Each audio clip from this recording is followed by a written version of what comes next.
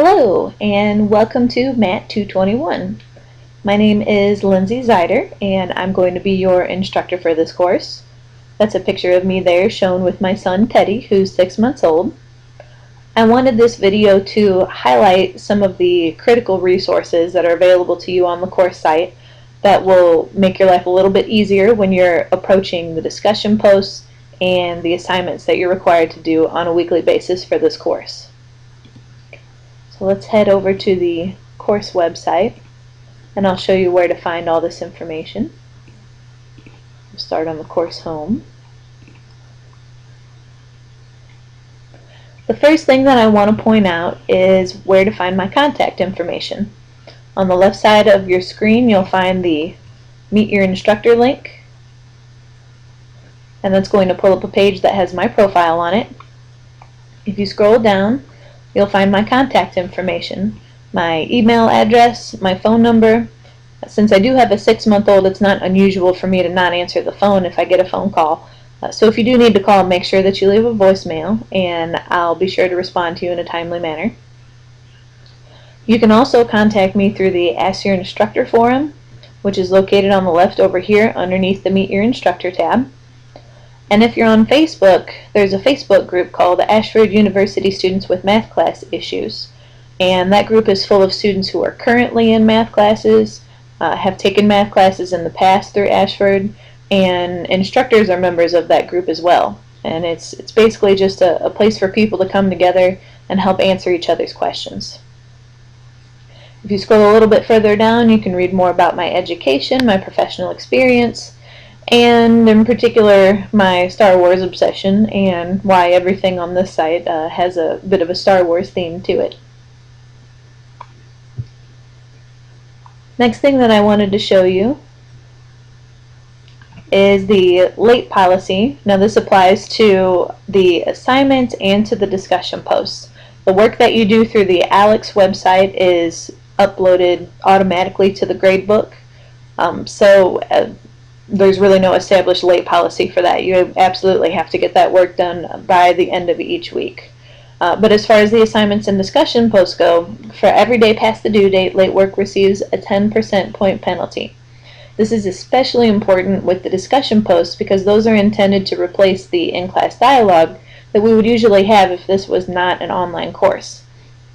It's even more important that you make sure to respond to your peer discussion posts in a timely manner, just in order to keep the discussion moving forward and in order to give other people more things to respond to.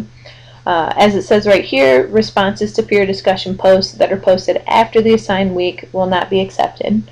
So make sure that you stay on top of your discussion posts and your responses to your peers in order to get full credit for all of that.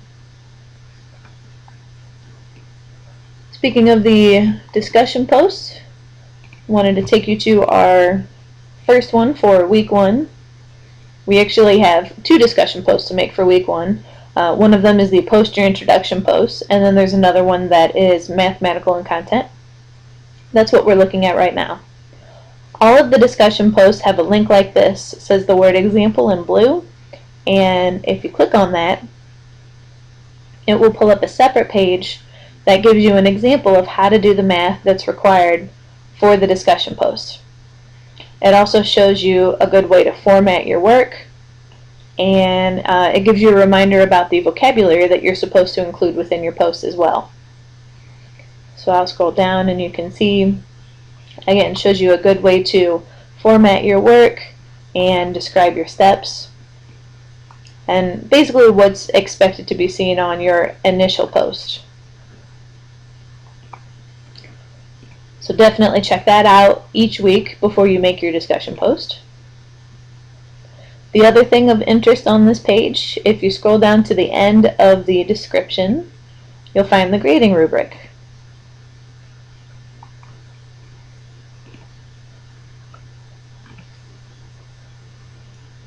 And so you can see for all discussion posts there's 4 categories that you can earn points on. We've got writing, participation, writing of math work, and content criteria. Participation in particular refers to your responses to your peers' posts. And that's what you want to make sure that you get done before the end of the week, because it will not be accepted after the end of the week. So those are the resources for the discussion. Let's take a look now at the assignment page. And again, we have the same thing. Each assignment has a link to an example that will show you how to do the math for that assignment and also show you how to format it. And so I'll scroll down a little bit here so that you can see, again, similar formatting as the discussion post. The difference is that the assignment is longer in length. It's intended to be a little bit more formal, and it also needs an introduction and a conclusion. Now, I know a lot of math courses don't have a very heavy writing component, but given that this class is online in nature, writing is necessary to make sure that we can completely check your understanding of the content. So if that's something that you're really dreading, summarizing your ideas in written form to go along with the mathematical ideas, then I recommend that you check this out, our math writing guide. It provides some very specific guidelines for what needs to be included in each part of your assignment. So you can see it offers guidelines for what to put in the introduction, what to put in the body paragraphs, what to put in the conclusion, and a little bit of help with APA formatting as well. So before you go and submit your first assignment, make sure and read through that. And again, similar to the discussion post, the grading rubric for the assignment, there's a link for that at the bottom. And each of these is different based on the assignment description. So it breaks it down into the categories of the components that the assignment description includes for what you're supposed to have in your assignment, as well as points for written communication, APA formatting, and making sure that you meet the page requirements.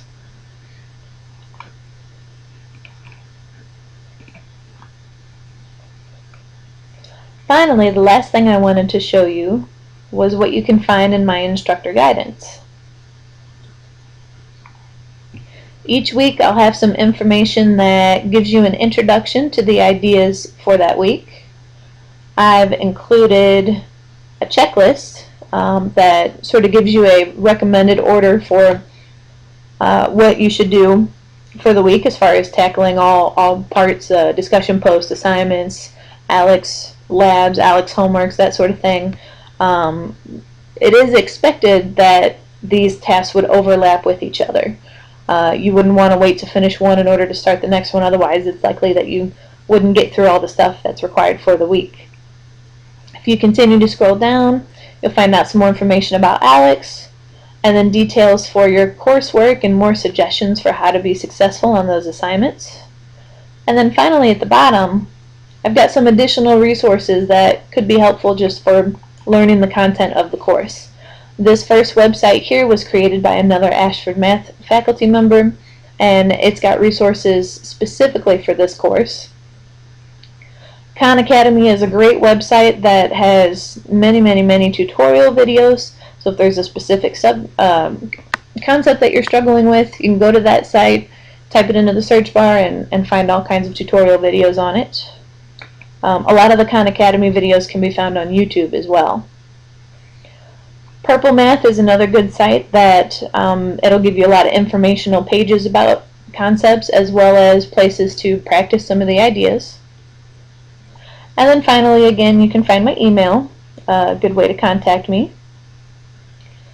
I'm fairly good at making online videos and that sort of thing, so depending on what your response requires, if a tutorial video would be best, then that's something that I can do for you.